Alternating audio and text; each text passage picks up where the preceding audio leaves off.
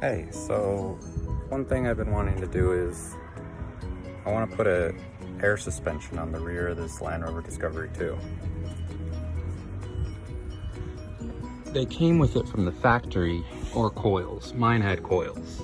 I have since upgraded to 2-inch lift Terrafirma coils. So let me go show you the springs and hardware I'm going to use. So these are the air springs I got. Dorman 949875. I tried to get some Arnott brand, but I'll show you in a second why that didn't work. So, if you look at the top flange, the spring can actually sit there, and I'm going to reuse the rubber isolator that currently the spring sits on, and it's going to slip onto this. But the Arnott ones, the actual airbag was the width or the diameter of this flange, so that wouldn't work. And this is a Terrafirma air spring spacer. Since I have a 2-inch lift, I want to make sure that these bags are going to travel that extra 2 inches. So first step, we're going to jack up the car. These are the tools that I plan to need.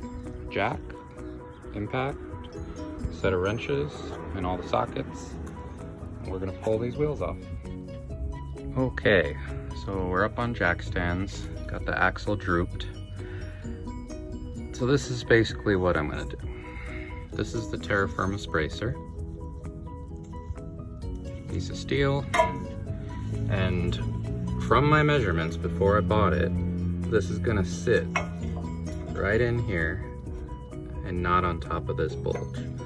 So that's the lower spring plate, which is usually what you have to buy when you're doing this coil conversion. Because we basically want this locking notch, which is on the axle itself, but we need to raise it higher. So let's get it torn apart. All right, so I've got the spring out. You just loosen your shock, take the one lower bolt out, and then support your axle. Lower it down, gives you just enough to pull this out.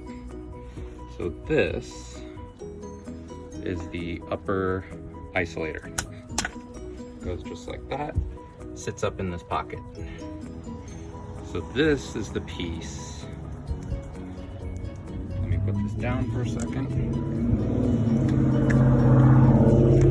This is the piece I was referring to. We're gonna take, let me put this down over here. So this is our coil, air spring, our new air spring, and this is our isolator.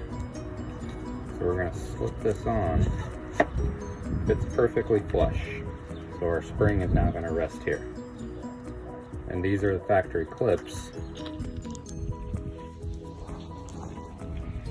These are the factory clips, which I had to buy separately if you don't have them. And they just clip above the frame. So these little tabs are gonna go in and clip above the frame. All right, so you're gonna wanna pull those two bolts off. Guys, it was a 13mm on mine. They could be stuck on there pretty good. I took it off when I did my coil conversion. Highly recommend some anti-seize on those. I'm also going to put it on the surface that contacts. But mine are in pretty good shape. They're not very rusted. So just like I thought, we're going to put this here. And then this is going to sit on top. Just like that. Now, obviously, this is not very fun that I can't fit the impact socket to tighten that bolt. So, looks like I'll be doing it with the wrench. Okay, thought I'd show you where I'm at. So, I couldn't bolt the bracket on first for a few reasons. I couldn't extend the bag at all in order to stretch it out and bolt it in. So I think I'm gonna have to compress the suspension, which I also had to